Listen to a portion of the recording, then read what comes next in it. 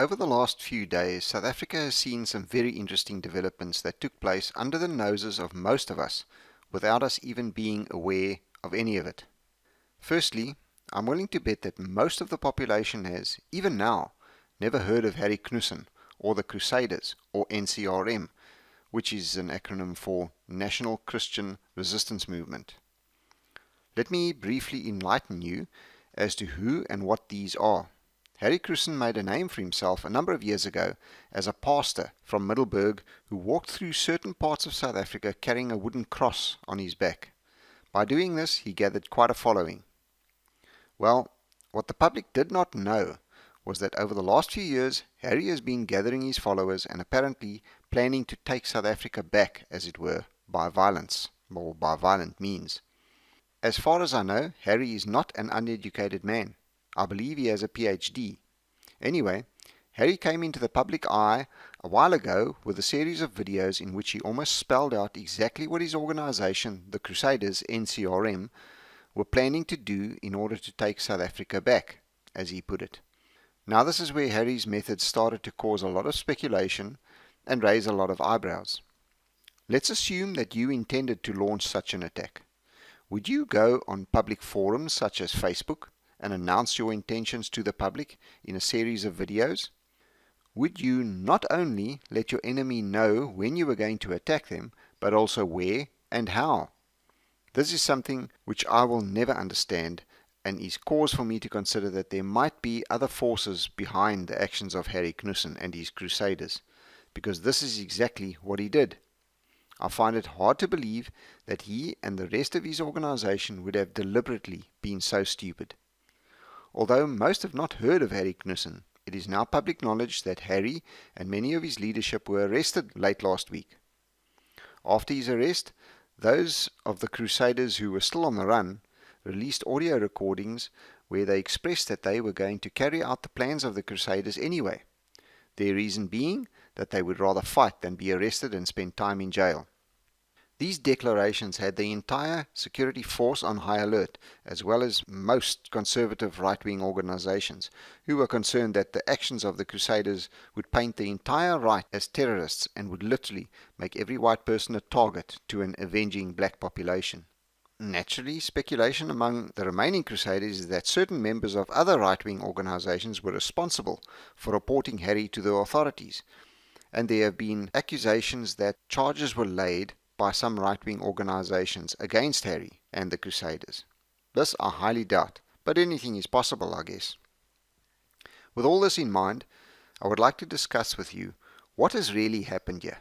Even though Harry and his Crusaders never managed to launch any attack of any kind, we have to investigate what drives men and women to form these organizations with the intention of planning such radical acts and attacks on who or what they consider to be their enemies. We as a white minority in this country have for the past 25 years been the subject of a comprehensive plan to be suppressed, oppressed, and discriminated against. There is no other country in the world where affirmative action has to be implemented in favor of the majority, never mind being the majority by far. There is also BEE, a system where we whites are forced to hand over portions of our business to black people, in some cases majority shares.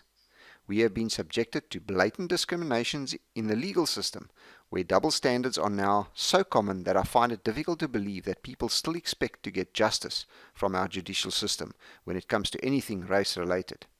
Just take the case of Vicky Momberg, sentenced to a couple of years in prison for using a derogatory word. She never once made any call for violence or any action by anyone against black people, and yet she was found guilty of hate speech and sentenced. We have Julius Malema and Andile from BLF, who can stand on public platforms asking for the death of white people, stating that they will kill white men, women, their children, and even their pets. But do you think that any of these lot were or will ever be found guilty of any offense for these utterances? Not in our lifetimes, I'm pretty sure of that. We have an average of one white farmer killed every single week in South Africa, with an average of somewhere in the region of 4 to 6 farm attacks happening per week. This last week alone, there were over 6 reported farm attacks. We have a murder rate in South Africa that rivals the death rate of other countries who are officially at war. We have a rape rate of epidemic proportions.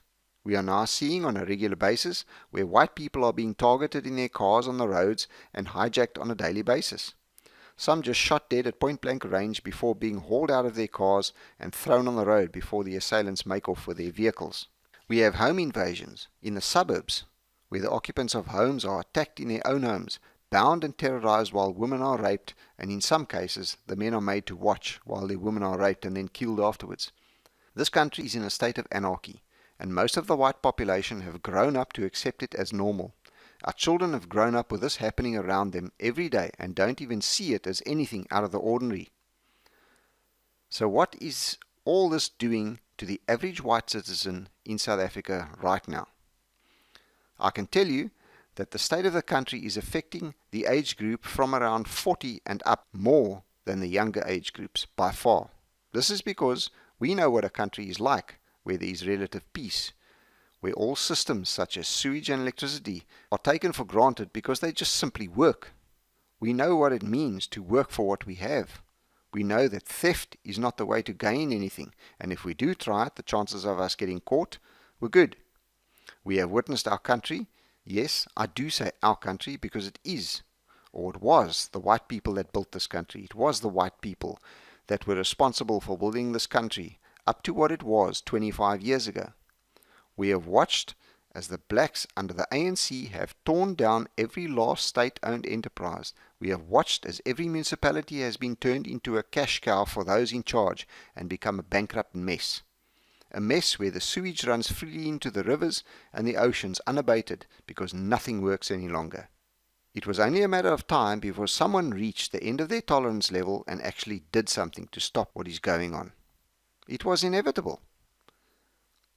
This is an indication of the white minority as a whole and on average are reaching the limits of what they are willing to tolerate.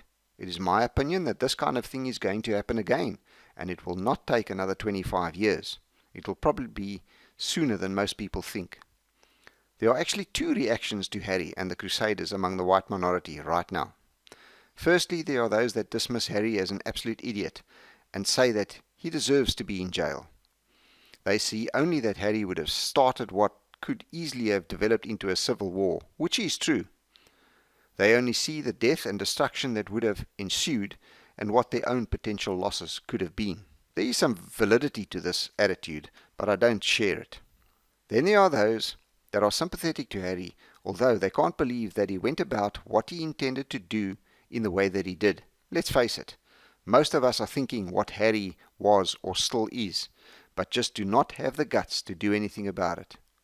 You only have to look at Facebook and any of the other security groups on WhatsApp or Telegram, etc., to see that there are many who agree with Harry, who are thinking the same as Harry, but just do not have the guts to do anything about it. There are countless people calling for whites to stand together, and of course, my favorite words, enough is enough. But not one of these people will actually do anything concrete. Harry did, and I think he needs or deserves a certain amount of respect for that, no matter how stupidly his plans were carried out. Harry Knoesen reached his limits of tolerance for what is happening to his people every single day in this country. For Harry, I'm sure if you had asked him, he would say that he had no other choice but to do something. He felt compelled to, because his tolerance level had been exceeded. He was the first, and I'm sure he will not be the last. How long will it be before we see another Harry Knoesen or another Crusader group? In my opinion, it won't be too long. If you think about it, what other solutions are there to the severe pressure we find ourselves under? The ANC has an agenda to systematically rid this country of whites. That much is public knowledge and was published as far back as 1993. The white population is unhappy.